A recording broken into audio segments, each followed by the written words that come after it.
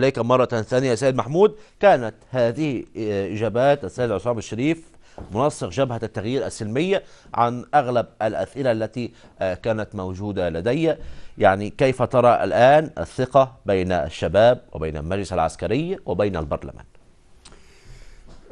أنا أتصور أنه لو كانت هناك حدود الدنيا للثقة بين شباب الثورة وبين المجلس العسكري ومن تحالف معه من التيارات الدينية سواء المتشددة أو المستنيرة، ما كانت الأمور قد وصلت إلى هذا العصيان المدني. العصيان المدني أولا هو إجراء قانوني يحق لأي شعب أو لأي جهة أن تمارسه طالما رأت أن مطالبها لا تحقق وأنها مهددة بشكل أو بآخر بسبب عدم الإيفاء بالوعود من جانب السلطة الحاكمة.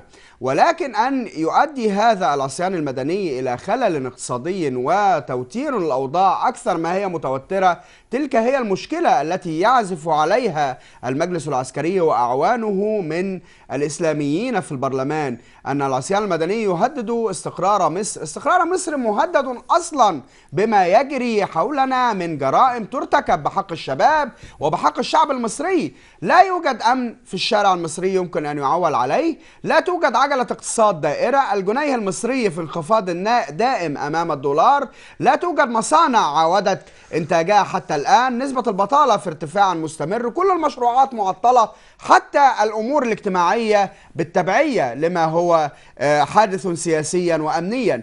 إذن العصيان المدني أولا يجب أن يكون له هدف محدد. مسألة أن يسلم المجلس العسكري الآن السلطة، أنا أتصور أن المجلس لن يسلم السلطة إلا وفقا لما أعلنه، ولكن يجب أن يكون هناك إجراءات تدعو إلى الثقة بين الجانبين.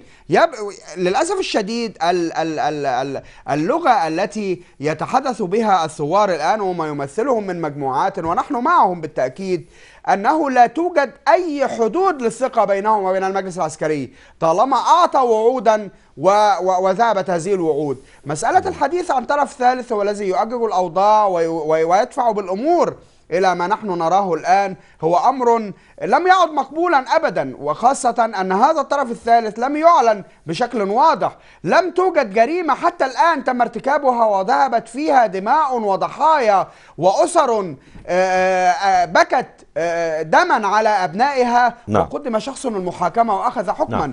نظام الرئيس مبارك ما زال حتى الآن ينعم بأقصى درجات الرفاهية والمتعة، بالعكس هو استراح كثيرا في وجوده بالمعتقل لأنه يخطط وينفذ ويدير عمليات ويدير أصول وممتلكات وهو بعيد عن أي مسؤولية وأي جهة رقابية. فهذا للأسف الشديد هو ما يدعو إلى وجود أزمة في الثقة بين الثوار الذين يمثلون الواجهة للشعب المصري وبين الحاكم العسكري الممثل في المجلس العسكري ومن يدعمه من الإسلاميين الذين يحتلون غالبية مقاعد البرلمان. أشكرك أستاذ محمود. أعود إليك سيد عصام.